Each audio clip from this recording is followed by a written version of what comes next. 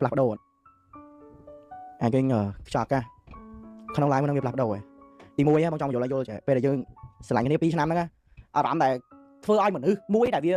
ហ៊ានបែកពីយើងយល់ទេហ៊ានចោលយើងរយៈពេល2ឆ្នាំទៅយកមនុស្សទៅស្គាល់គ្នា7ថ្ងៃដោយសារតែវាចេះពេលដែលយើងស្រឡាញ់គ្នាដំបូងវាមានអារម្មណ៍ថាអ្វីក៏ល្អដែរហើយយល់អត់ពួកឯងទទួលស្គាល់ពេលដែលយើងព្រមស្រឡាញ់គ្នាលុះត្រាតែយើងភ្លាមយើងគាត់អូចុយម៉ែម្នាក់ហ្នឹងល្អខ្លាំងណាម្នាក់ហ្នឹងគឺ the best ហ្មងយល់ទេម្នាក់ហ្នឹងគឺជាមនុស្សស្អីដែលយើងត្រូវការហ្មងតែដល់ពេលវេលាវាកាន់តែទៅមុខទៅកាលពេលវេលាវាកាន់តែទៅមុខទៅពេលវេលាវាកាន់តែទៅឆ្ងាយទៅរយៈពេល2ឆ្នាំវាយូរដែរយល់អត់អញ្ចឹងវាប្រកាសជាមានរឿងអ្វីមួយដែលថាធ្វើឲ្យយើងវាពិបាកនឹងដោះស្រាយពេលដែលយើងអត់ដោះស្រាយទៅយូរទៅយើងមានអារម្មណ៍ថាមនុស្សហ្នឹងដូចអត់ត្រូវមកយើងវាមិនមែនជាមនុស្សដែលយើងត្រូវការវាទៅជាបែកអារម្មណ៍អញ្ចឹងវិញដោយសារពេលហ្នឹងមកវាស្នេហាយើងវាក្មេងពេកក៏យើងថាមិនត្រូវអញ្ចឹងយើងមានអារម្មណ៍ថាវាចាប់ផ្ដើម stress ចាប់ផ្ដើមអារម្មណ៍ស្នេហាអញ្ចឹងវាសាបទៅវាអត់មានរសជាតិដូចមុនវាអត់សូវមានអាភាពរំភើបដូចមុន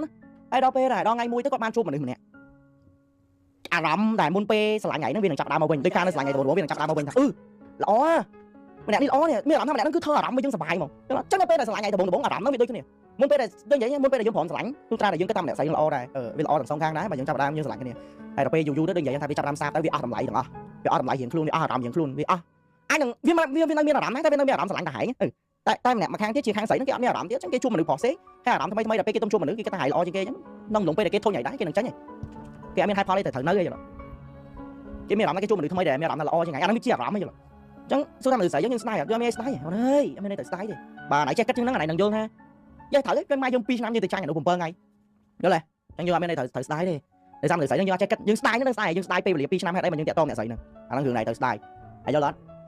អាហ្នឹងរឿងណៃទៅស្ដាយគឺស្ដាយចំណុចហ្នឹងតែបើថាស្ដាយអ្នកស្រីហ្នឹងមិនកុំស្ដាយអ្នកស្រីហ្នឹងគាត់គិតឡើងចឹងហ្នឹងម៉ែមនុស្សមិនទៅគិតចឹងវិញអស់អារម្មណ៍មិនគិតចឹងណាយល់អត់តែមនុស្សអស់អារម្មណ៍គេធ្វើអីក៏សមដែរមនុស្សអស់អារម្មណ៍គេធ្វើអីក៏សមដែរយល់ទេក្មេងៗនឹងយើងអត់យល់ស្នេហាបាក់យល់តិចរឿងការចោល